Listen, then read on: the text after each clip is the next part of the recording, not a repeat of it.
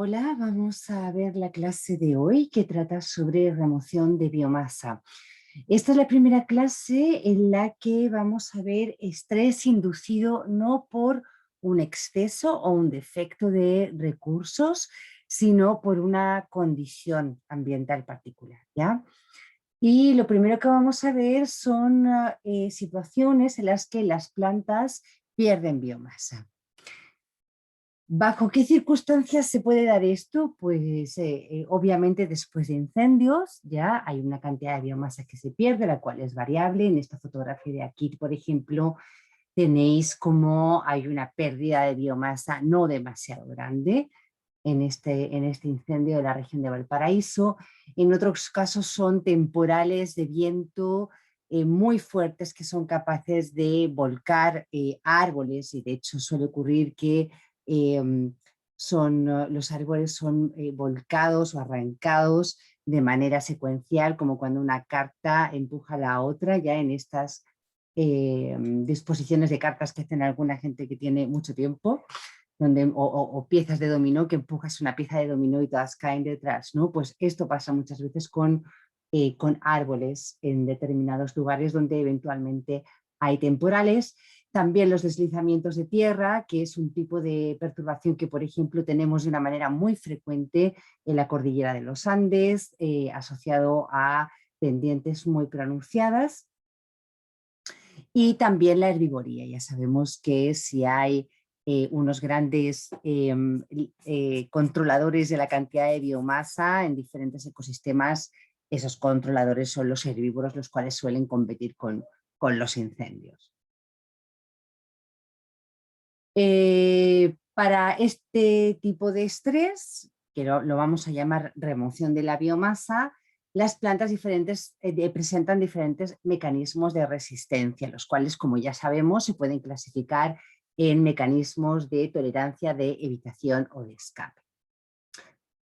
En el caso de los incendios, las plantas pueden tolerar la pérdida de biomasa regenerando esta biomasa perdida mediante rebrote, como en el caso de este, no sé, así de este litre que tenemos acá, que se quemó y le están saliendo unos brotes nuevos.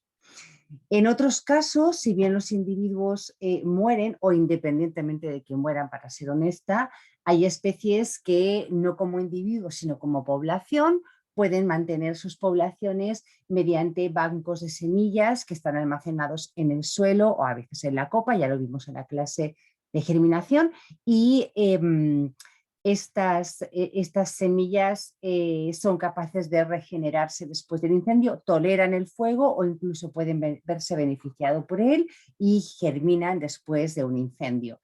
Esto es lo que, por ejemplo, se vio aquí en la zona de Chile central con esta Asteracia, el Elenium aromaticum, que es una planta muy abundante en sistemas como estos, estas sabanas artificiales o naturales de Acacia caben, donde tenemos muchos pastos anuales que florecen en primavera, se secan en el verano y ahí constituyen un combustible de fácil ignición y rápida propagación del fuego para los incendios en verano.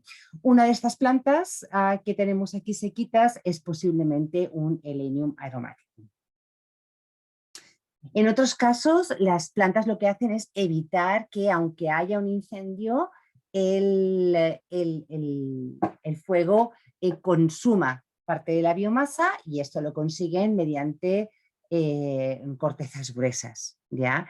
Aquí en Chile tenemos una especie bien emblemática en ese sentido, que sería la Araucaria araucana. En este caso, las plantas evitan perder la biomasa aérea a través de estas cortezas. En el caso del banco de semillas, las plantas en sí mismas no están expuestas al fuego y están en estado de latencia en forma de semilla, y por lo tanto están escapando. Esta es la diferencia entre escapar y evitar. Y evidentemente la tolerancia, que como veíamos era que la planta pierde la biomasa, pero aún así es capaz de recuperar. En el caso de la herbivoría, el rebrote también es un mecanismo de tolerancia, y esto explica que tengamos plantas con crecimientos tan extraños como este de acá, ¿no? Donde vemos esta planta fue ramoneada sucesivamente en las partes más bajas, que es hasta donde alcanzan los herbívoros de ese lugar, y tiene un crecimiento así muy intrincado porque son brotes muy cortos que van naciendo y ramificándose en muy poco tiempo y por lo tanto generan esta estructura muy intrincada. Pero además también hay plantas que evitan ser comidas mediante defensas que pueden ser de tipo químico, de tipo físico, lo veremos después. En cuanto a los deslizamientos y las tormentas, también el rebrote es un mecanismo generalizado que permite mantener poblaciones viables en zonas donde este tipo de disturbios, de perturbaciones son frecuentes. Me refiero a perturbaciones que arrancan ¿ya? Las plantas muchas veces desde cuajo, ¿no?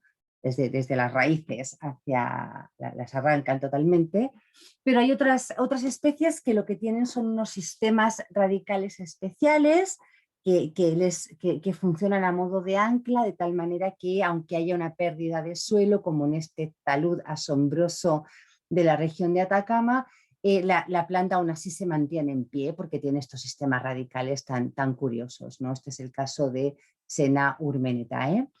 Aquí el caso que os mostraba de rebrote son estos bosques pantanosos típicos de la zona centro-sur de Chile. Particularmente esta es una foto tomada en Mafil, aquí cerquita. Aquí pone, no, esta es en la región de los lagos, ya, no es en la región de los ríos, pero también en la región de los ríos. Bueno, estamos viendo que el rebrote, por lo tanto, es un mecanismo de tolerancia al estrés inducido por remoción de biomasa. No nos importa cuál sea el factor abiótico o biótico que induzca esta pérdida de biomasa. Así es que lo vamos a ver en detalle. Para que una planta rebrote requiere que haya unas reservas, bien sean energéticas en términos de carbono, por tanto, o también de nutrientes minerales para poder regenerar esta nueva biomasa.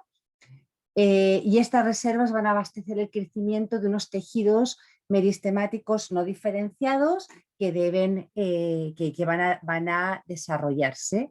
¿Ya? Entonces hace falta que haya una cantidad suficiente de estos tejidos meristemáticos y tanto las reservas como los meristemos deben estar protegidos de la perturbación. ¿Ya? Y eso va a ser importante para comprender por qué las plantas rebrotan desde diferentes lugares en función de cuál sea el tipo de perturbación o más bien la severidad con la que esta perturbación afectó a la planta. ¿Qué son estos meristemos o yemas durmientes? Bueno, estos tejidos, más bien, estos tejidos meristemáticos suelen estar contenidos en las yemas, ¿ya? Y estas yemas permanecen en estado latente hasta que ocurre la perturbación. No son exactamente las mismas yemas, la gente que trabaja en morfoanatomía las diferencia, tienen pequeñas diferencias, ¿ya? Pero en el fondo sería algo parecido a lo que pasaría serían parecidas a las yemas que hay en los ápices, que, son las que determinan el crecimiento todos los años de las plantas, ¿no?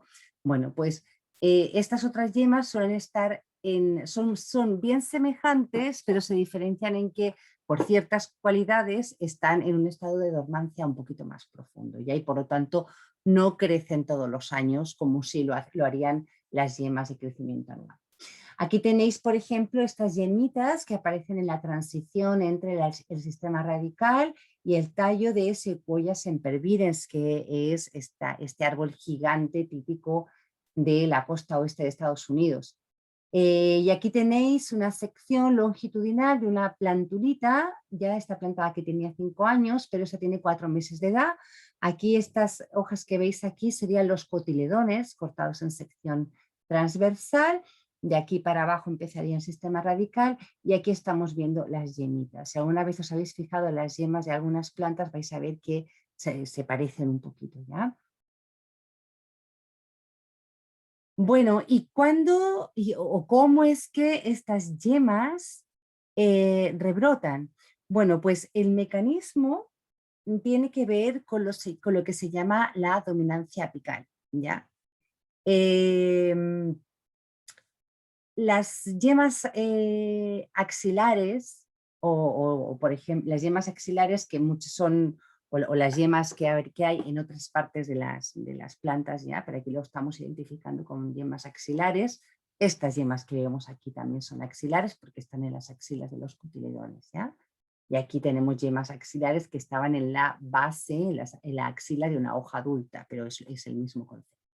Ya, decía que estas yemas axilares crecen cuando se corta el ápice, ¿ya? Pero no ocurre si eso no, si el ápice permanece. O también puede no ocurrir si es que se corta el ápice y en su lugar se aplican auxinas, que las auxinas recordaréis que son unas fitohormonas. Ahora hablaremos un poquito de esto. Nosotros ya las vimos en la clase de crecimiento, ¿ya? Bueno, pues estas auxinas lo que hacen, lo que se producen en el ápice caulinar y en las yemas que hay en las partes más altas del tallo y viajan hacia el resto de las yemas inhibiendo su crecimiento. Por lo tanto, si esta yema apical desaparece, desaparecen las auxinas y por lo tanto se estimula el crecimiento basal. Y esto lo sabemos precisamente porque esto no ocurre si, aunque no tengamos una yema apical, si ponemos auxinas en su lugar, también se inhibe el crecimiento de las auxinas, de las yemas laterales. Por lo tanto, esto sería lo que explicaría que cuando desaparece la biomasa aérea, fruto de una perturbación, las plantas empiecen a rebrotar de yemas que hasta ese momento habían estado en latencia, fruto de la acción de estas fitohormonas. ¿Qué son las fitohormonas? Las fitohormonas son moléculas orgánicas, ya esto es una de las primeras características, se trata de moléculas orgánicas y por lo tanto con un esqueleto de carbono, producidas por la planta, es decir, no son compuestos externos, ¿ya? Y estas moléculas van a actuar siempre a bajas concentraciones. Una gracia que tienen es que, u otra gracia que tienen, es que las fitohormonas u hormonas vegetales actúan en una parte diferente a aquel donde la fitohormona se sintetizó. En el caso que estábamos viendo acá, es muy evidente porque yo os contaba que la fitohormona se sintetiza en las yemas apicales y afecta a las yemas axilares. Luego se sintetiza en un lugar y actúa en otro. Y su estructura depende, y su función o acción depende más de su estructura que de los elementos que lo componen. Y eso determina que las fitohormonas se clasifican en grandes grupos en función de esta estructura compartida. De manera que tenemos auxinas, giberelinas, citoquininas, ácido abscísico, brasinosteroides y etileno.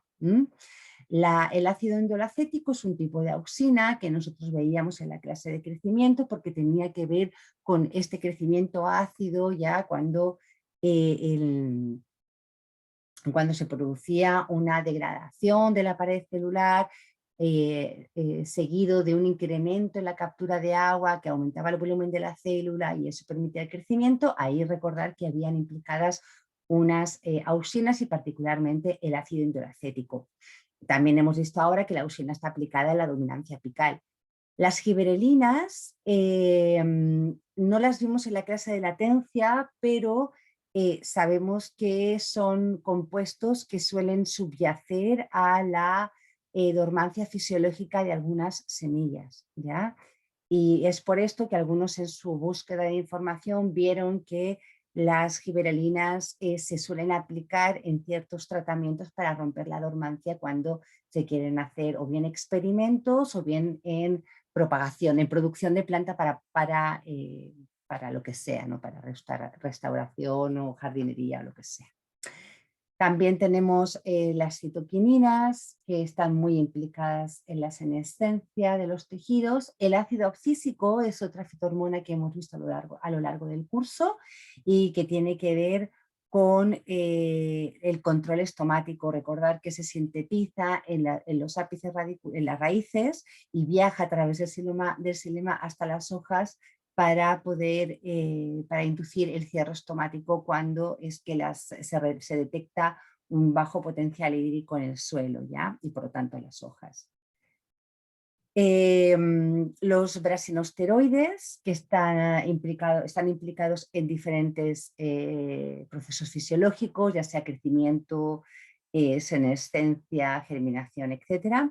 Y el etileno, que está implicado, por ejemplo, en la maduración de las frutas, por ejemplo, en el tomate. Los tomates, muchos de los tomates que comemos son tomates transgénicos que tienen inhibida la producción de etileno, y eso permite que se puedan mantener verdes durante su almacenamiento, y solamente en el momento en que se quieren se quieren vender para su consumo es que se gasean con etileno para que el tomate madure, ¿ya?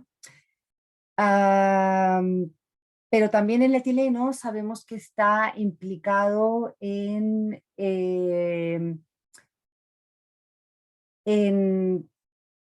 el control de las auxinas, y esto tiene que ver con también de nuevo con lo que estábamos hablando, que era el rebrote, ¿ya?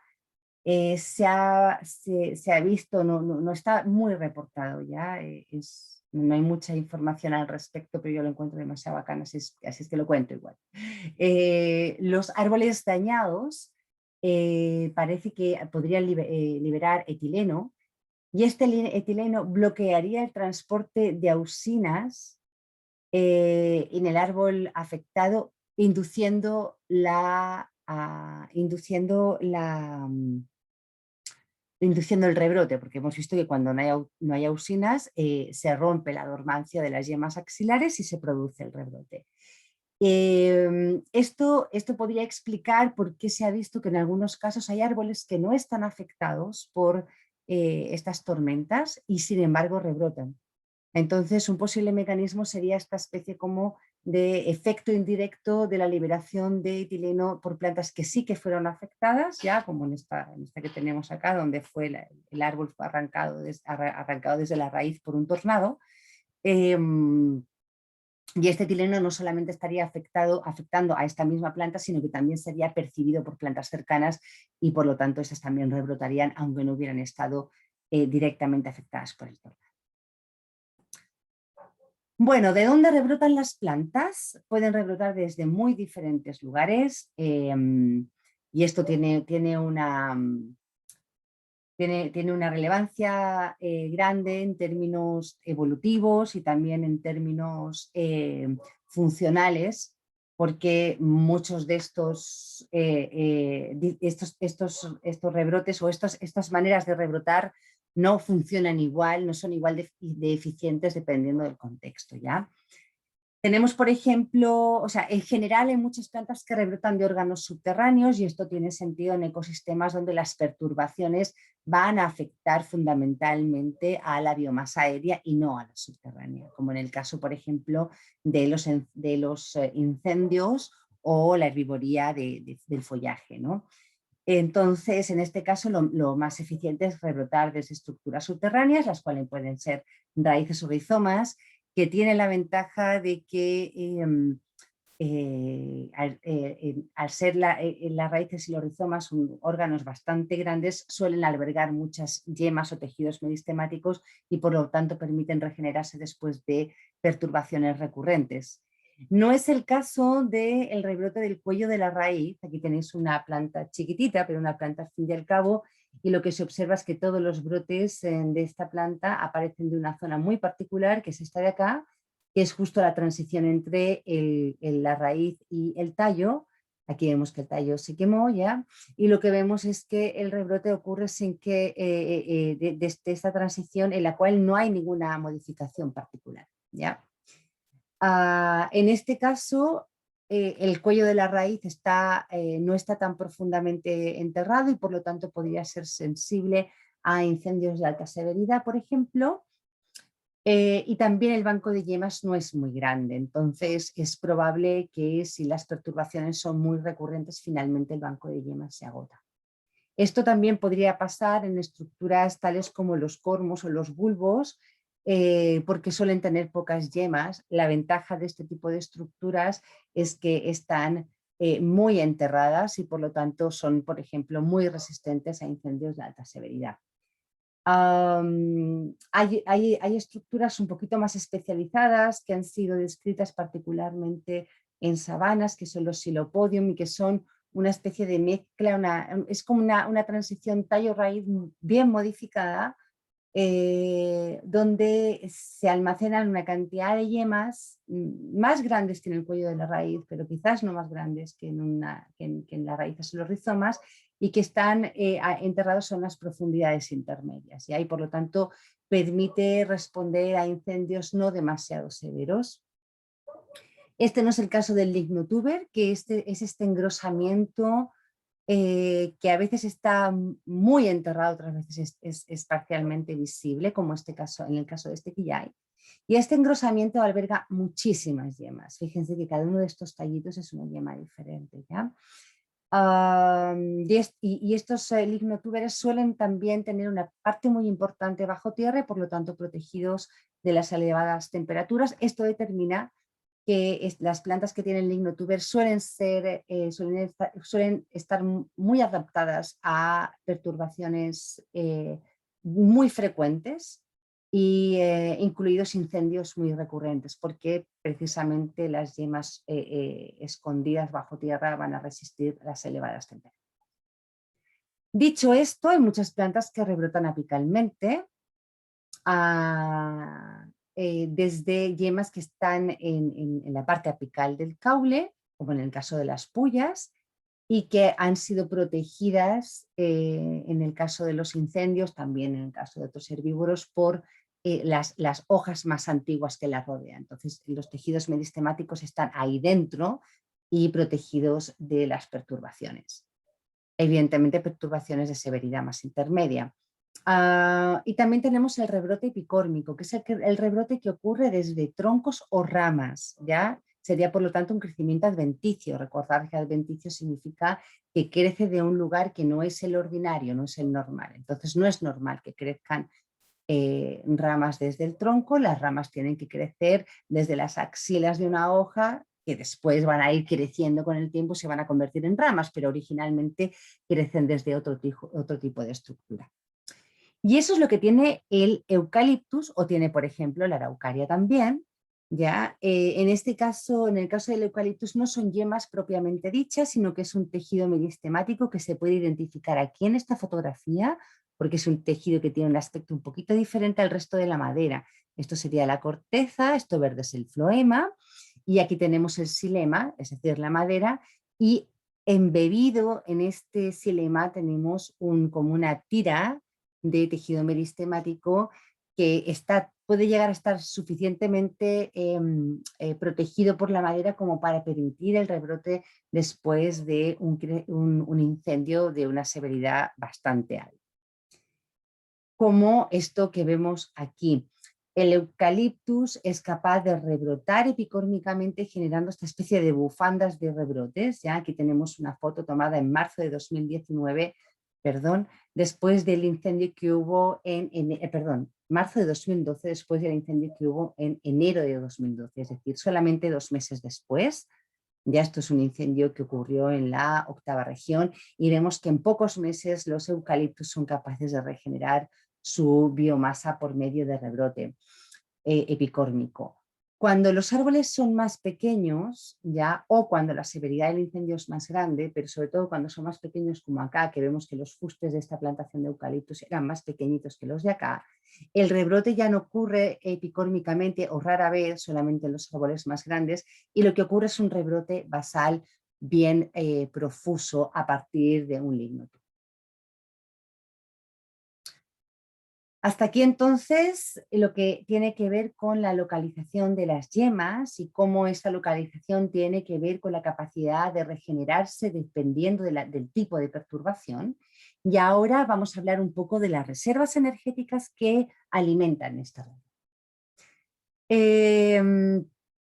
La mayoría de las plantas emplean almidón como fuente de energía para abastecer este rebrote. No es exclusivamente almidón, ya hay plantas, particularmente plantas de lugares más fríos o más estacionales, que almacenan otro tipo de carbohidratos, y es lo que tiene, por ejemplo, la stevia, Ya la stevia, el dulzor que tiene la stevia se debe a ese tipo de carbohidratos.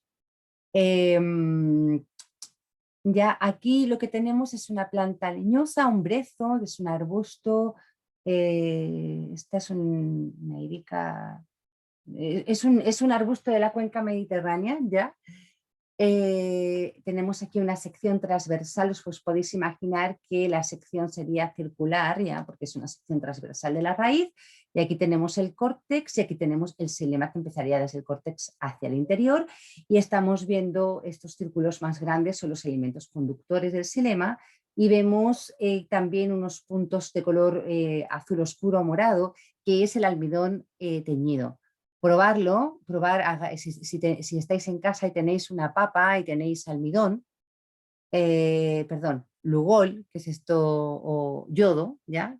Este yodo que se pone para curar las heridas, podéis poner un poquito de yodo en la papa, vais a ver cómo la papa se pone azul, ¿ya? Si después le aplicáis un chorrito de limón, vais a ver cómo la papa, el color azul se va, ¿ya? Porque al acidificarse se pierde la tinción pierde esta cualidad y se convierte de nuevo en algo, más transparente. Pero cuando cuando el lugol se une al almidón, se torna de color azul y esto permite visualizar. Bueno, lo que se ha visto es que después de que una planta se le corta la biomasa aérea y rebrota, las reservas de almidón en las raíces disminuyen.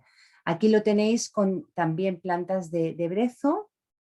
Los puntos blancos es biomasa rebrotada, los puntos negros es concentración de almidón. Aquí tenemos la biomasa rebrotada 6 meses después del evento de corta en este eje, y aquí tenemos la cantidad de almidón que habría en esta sección de sección de la raíz, y lo que se observa es que en plantas que no fueron cortadas nunca, la cantidad de almidón que tenemos es más o menos como un 18% de la sección de la raíz, mientras que una planta que fue cortada, si tomamos una muestra de raíz a los 6 meses, vemos que la concentración es mucho menor.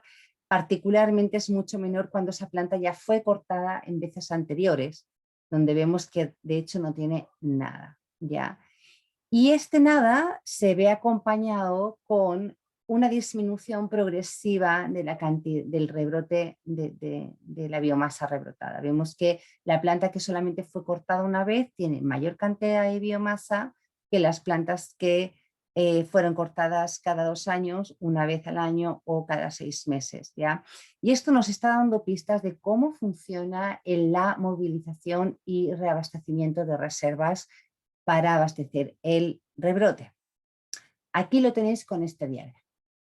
Imaginaros que tenemos una planta, en este caso es una planta lignotuberosa, tiene aquí un lignotuber y le hemos dibujado unas raíces de color azul.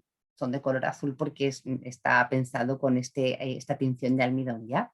Hay un incendio, por ejemplo, se pierde la biomasa aérea y las reservas de las raíces se consumen para abastecer el rebrote. Fijaros que yo aquí estoy indicando que las reservas están en las raíces. ¿Ya? El lignotuber puede tener almidón, pero este almidón no constituiría ni en términos de concentración ni en términos de cantidad las reservas fundamentales para abastecer el rebrote. Bueno, una vez ya tenemos una biomasa rebrotada, esta va a empezar a hacer fotosíntesis y parte de este carbono fijado por fotosíntesis va a ser asignado al reabastecimiento de las reservas, ya hasta que va a llegar un momento en que las reservas se han reabastecido totalmente. Pero ¿qué pasa si nosotros cortamos la planta antes de que las reservas se hayan reabastecido? La cantidad de biomasa que se va a producir va a ser cada vez menor porque la cantidad de reservas disponibles también va a ser cada vez menor, de tal manera que finalmente la biomasa producida, al ser de menor tamaño, va a fijar una menor cantidad de carbono en términos totales y por lo tanto el reabastecimiento de las reservas va a ir ralentizándose con el tiempo hasta que finalmente las plantas pueden morir. Esto de la asignación de los recursos al rebrote tiene implicancia en otros aspectos de las funciones vitales de los organismos. ¿Ya? Recordar que los recursos no son ilimitados, hay una cantidad disponible y estos se tienen que asignar a las diferentes funciones vitales, bien sea el crecimiento, la reproducción o la sobrevivencia. Y dentro de sobrevivencia podemos incorporar lo que es el rebrote, porque el rebrote es un mecanismo que permite a las plantas sobrevivir después de que la biomasa aérea haya sido eliminada. ¿Ya? Esta asignación de recursos es lo que se llama, o sea, sí, esta asignación de recursos es lo que se llamaría compromiso fisiológico, en inglés lo vais a leer como trade-off. Rebrotar tiene, por lo tanto, consecuencias en otras funciones vitales, como ya os estaba diciendo. Las plantas que son rebrotadoras, ok, van a sobrevivir asignando muchos recursos a la sobrevivencia y esto va a ocurrir en desmedro del crecimiento o de la reproducción. Entonces, las plantas que no rebrotan no están asignando recursos a las reservas y a mantener y a producir estas yemas y por lo tanto pueden producir mayor cantidad de recursos al crecimiento y a la reproducción. Y es de hecho así que, o esto explicaría el hecho de que las plantas que no rebrotan en general crecen más rápido y también alcanzan la madurez sexual antes que las plantas que sí que rebrotan.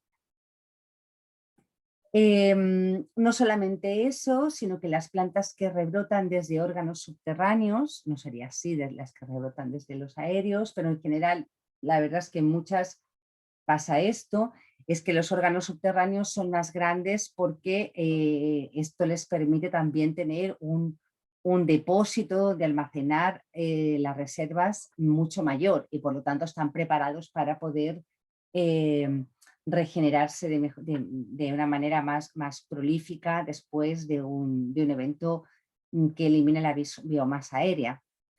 Por lo tanto, las plantas rebrotadoras suelen tener sistemas radicales más grandes y muchas veces también más profundos que las plantas que no rebrotan. Y eso ya sabemos, porque ya lo hemos visto en las clases de déficit hídrico, va a tener consecuencias en términos del potencial hídrico de las plantas.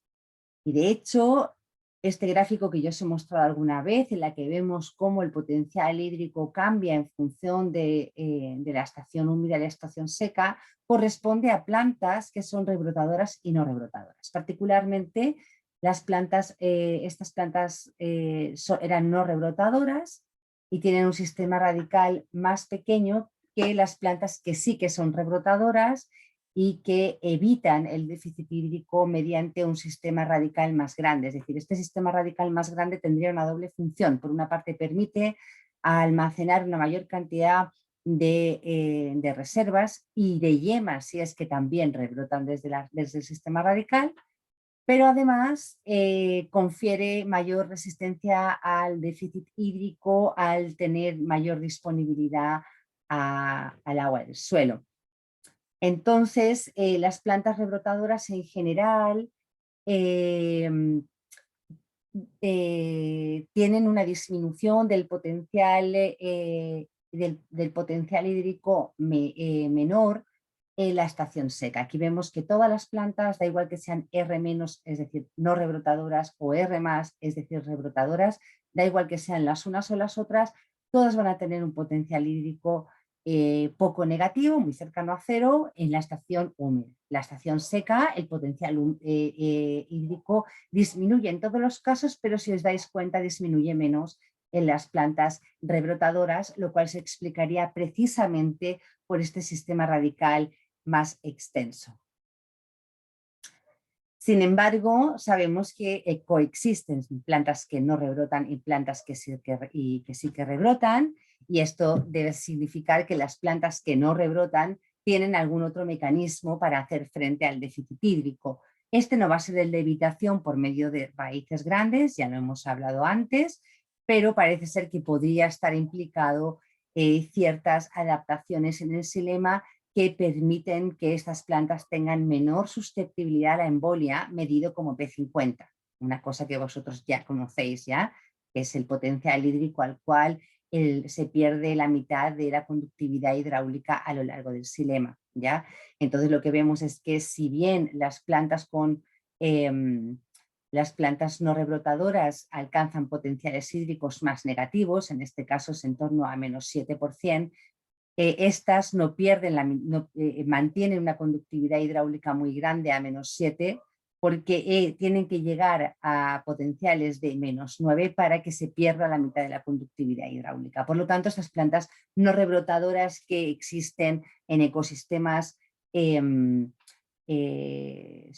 expuestos a déficit hídrico serían tolerantes a la sequía, ¿ya? Esto no significa que todas las plantas que no rebrotan sean así, estamos hablando de plantas particulares que viven en ecosistemas con incendios y déficit hídrico.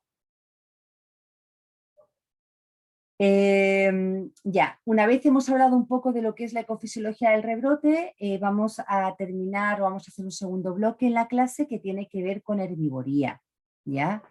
Que es el otro gran competidor de la pérdida de biomasa en muchos ecosistemas, o sea, particularmente los ecosistemas donde hay muchos incendios. Frente a la herbivoría, yo os comentaba que las plantas pueden tolerarla mediante rebrote y o pueden evitarla mediante defensas, ¿ya?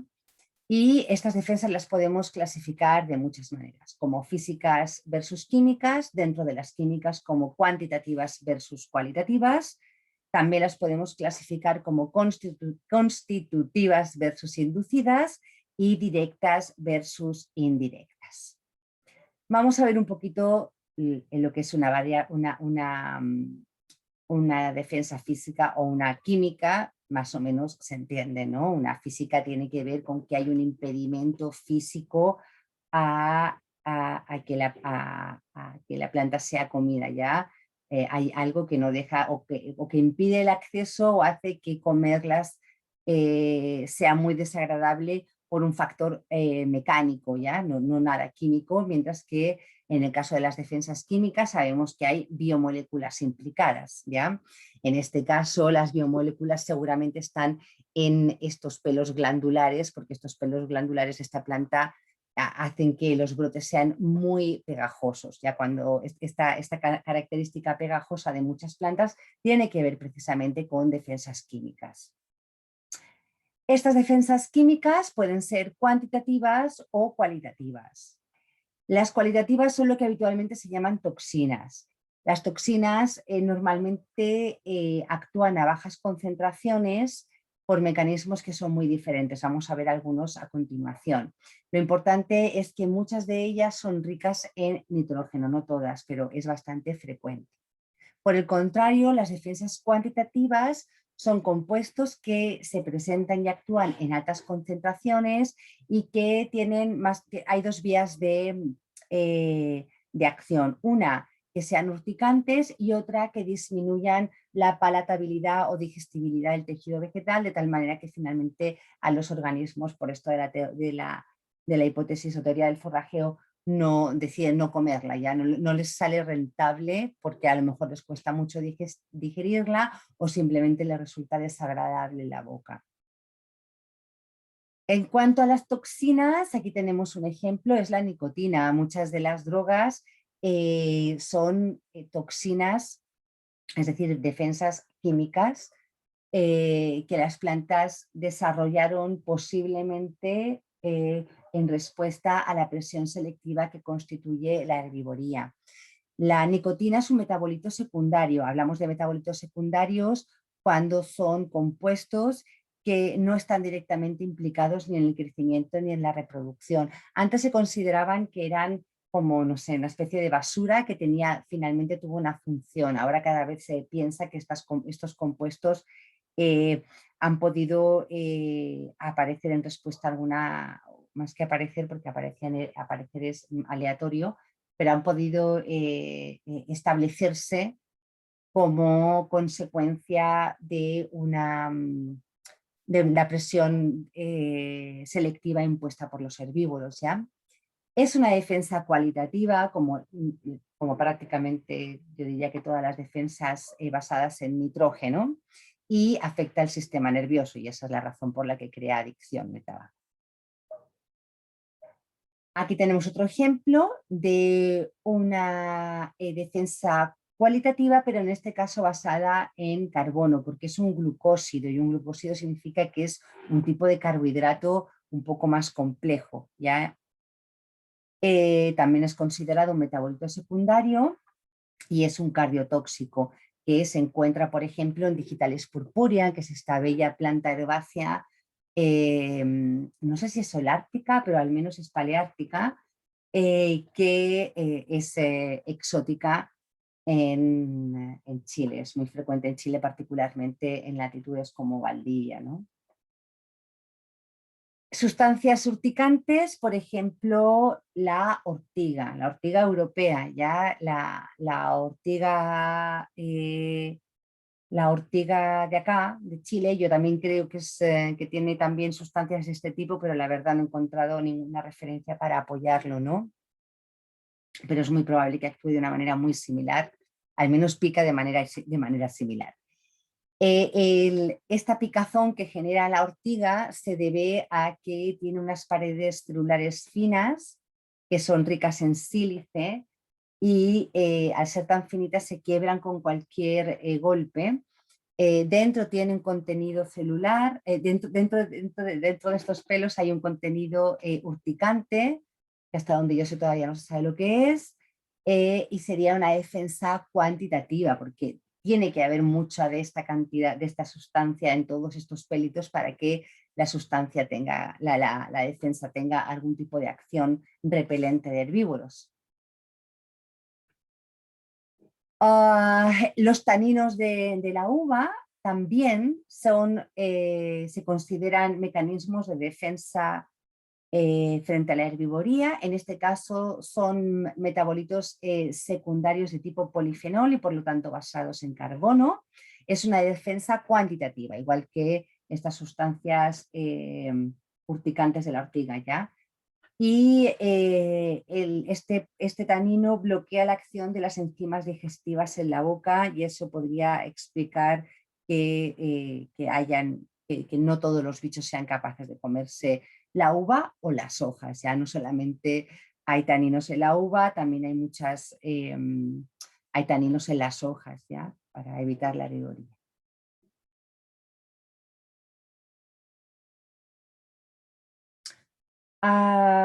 Finalmente tenemos la lignina que sabemos que está en las paredes celulares pegoteando las fibras de hemicelulosa. Aquí tenéis,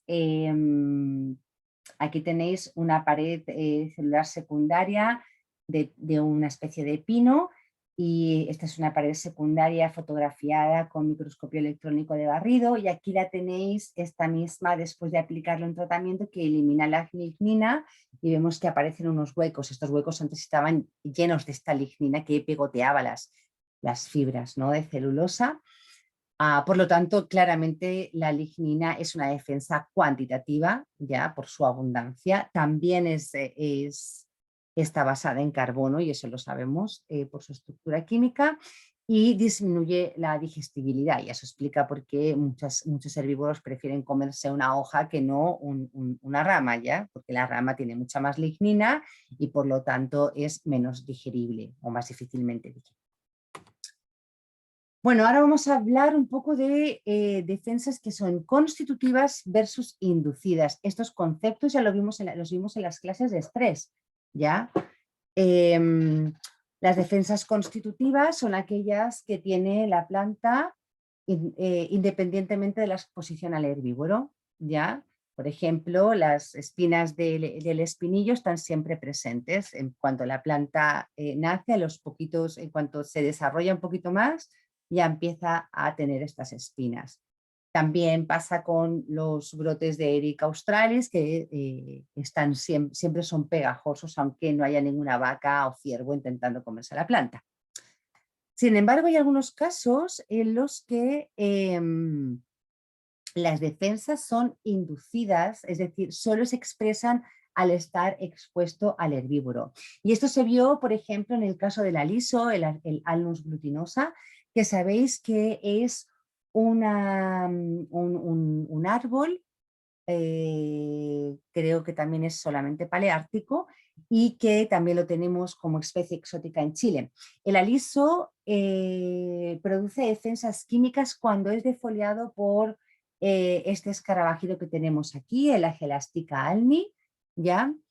Y esto lo vemos en este gráfico de acá, en el que no solamente vemos que la defensa se induce, sino que además las plantas se informan unas a otras de que está habiendo un ataque y por lo tanto es mejor estar preparados.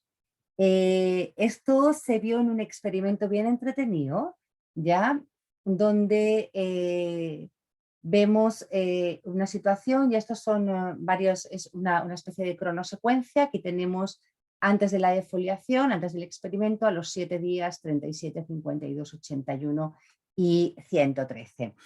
Y lo que vemos es que aquí al principio tenemos, bueno, aquí lo que tenemos son diferentes árboles que están a diferentes distancias a partir de un árbol que es el árbol experimental, que sería el árbol al cual se le va a aplicar la defoliación, y aquí lo que tenemos es el porcentaje de daño y vemos que, bueno, en general tienen todas un porcentaje de daño que oscila entre un poco menos del 10% y un poquito más, y un poquito menos del 3%. O sea, sí, entre más o menos 2,9 y 9%, ya una cosa así. Bueno, se aplica la defoliación, ¿ya? Y lo que se observa es que se aplica la defoliación acá y lo que se observa es que rápidamente, o sea, se aplica la defoliación al árbol, digamos, experimental, el de 0 metros, ¿ya? Y lo que se observa es que rápidamente el grado de foliación disminuye, ¿ya? No así en las plantas que están en otras plantas, particularmente las plantas que están alejadas. En las plantas que están alejadas el grado de foliación es muy grande. Pero a medida que pasa el tiempo, lo que se observa es que el nivel de defoliación empieza a asemejarse cada vez más entre todas las plantas, ¿ya? Hasta que finalmente todas las plantas tienen un nivel de defoliación semejante. Y esto lo que nos está indicando es que las plantas están comunicando, avisando de que hay una defoliación inminente, ya está habiendo un ataque. Si queréis saber un poquito más sobre esto de la comunicación entre plantas relacionado o no con la herbivoría, os recomiendo que veáis este vídeo bien entretenido sobre la comunicación entre plantas. Vamos finalizando con lo que son las defensas directas versus las indirectas. Porque, y aquí también se pone bien entretenido, las plantas a veces se defienden de la herbivoría llamando a los amigos, ¿ya?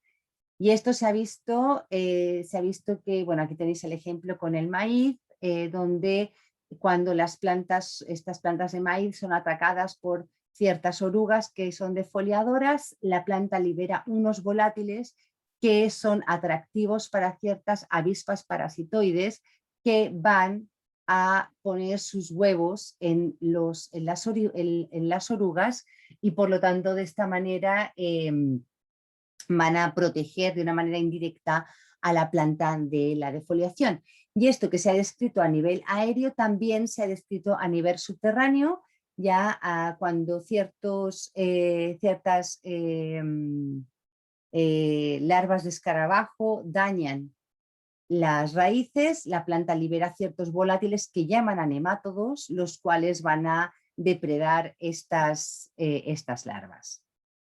Si queréis saber un poquito más sobre los parasitoides particularmente, aquí tenéis un vídeo bien cortito e interesante que os muestra esta capacidad que tienen las avispas para poder poner los huevos en los áfidos. En este caso es en un áfido, no es en una oruga, ¿ya? Bueno, no todas las plantas se defienden. Igual estamos viendo que hay diversidad en los modos de defenderse y las maneras en las que las plantas se defienden parecen seguir cierto patrón que tiene que ver con la productividad del lugar. Y esto seguramente va a tener mucho sentido para vosotros, que ya sabéis bastante de lo que son los costos de resistencia al estrés en general. En lugares muy productivos, las plantas suelen ser de crecimiento muy rápido porque las condiciones climáticas y edáficas no limitan el crecimiento, y bajo esa circunstancia para las plantas va a ser mucho más eficiente simplemente rebrotar, es decir, tolerar la herbivoría, o en caso de producir defensas, estas van a ser defensas químicas de tipo cualitativo, porque es un ecosistema donde, perdón, son defensas de tipo cualitativo ricas en nitrógeno, ¿ya? Porque estamos hablando de ecosistemas productivos donde no habría una limitación por los nutrientes, le hace el nitrógeno. Entonces, bueno, se pueden como permitir el lujo de generar estas defensas basadas en nitrógeno. Sin embargo, en lugares poco productivos, las plantas son de crecimiento lento y lo que van a intentar es conservar sus tejidos en lugar de producir unos nuevos, porque es muy costoso producir una nueva hoja, un nuevo tallo, etcétera, etcétera. Entonces van a intentar defenderse mediante defensas químicas que son de tipo cuantitativo basadas en carbono. ¿Por qué? Porque estamos hablando de ecosistemas donde debe haber algún tipo de limitación a los nutrientes, particularmente el nitrógeno. Bien porque es un lugar, bien porque es un lugar donde simplemente la roca madre determine que haya pocos nutrientes, de esto ya hemos hablado a lo largo del curso, o bien porque hay condiciones climáticas que están limitando la disponibilidad de nutrientes porque se está limitando la descomposición de la materia orgánica, por ejemplo. Y esto que os acabo de contar tiene, por lo tanto, mucho que ver con los costos de las defensas, pero ya sabemos que estos costos, o se pueden imaginar más bien que estos costos son más relevantes o son más evidentes en plantas que tienen defensas constitutivas, es decir, estas defensas que siempre están en la planta independientemente de que haya un ataque, ¿no?, por un herbívoro. Y estas defensas constitutivas, como siempre cuando hablábamos en la clase de estrés hídrico, pueden tener diferentes costos de asignación, de oportunidad o costos ecológicos. Y estos costos van a ser más evidentes dependiendo de las circunstancias. Entonces se propone que los costos de asignación ocurren cuando, evidentemente, en ausencia de herbívoros, ya, porque se está asignando una cantidad de recursos para algo que finalmente no se va a usar, cuando hay pocos recursos, como en el caso que os mencionaba de estos ecosistemas poco productivos, o cuando las plantas tienen un crecimiento lento, porque sería más eficiente asignar estos recursos al crecimiento, ¿ya? Costo de oportunidad, nos estamos refiriendo a un costo que está afectando a la competitividad de las plantas o al crecimiento, ¿ya? Entonces, en el caso de que tengamos, en el caso de que haya muchos competidores, posiblemente va a ser mucho mejor destinar las reservas a crecer, ya, en lugar de a defenderse, porque si no se va a perder la batalla contra los competidores, ¿ya? Se va a ganar la batalla contra los herbívoros, pero se va a perder la batalla contra los competidores, por ejemplo, en la competencia por la luz.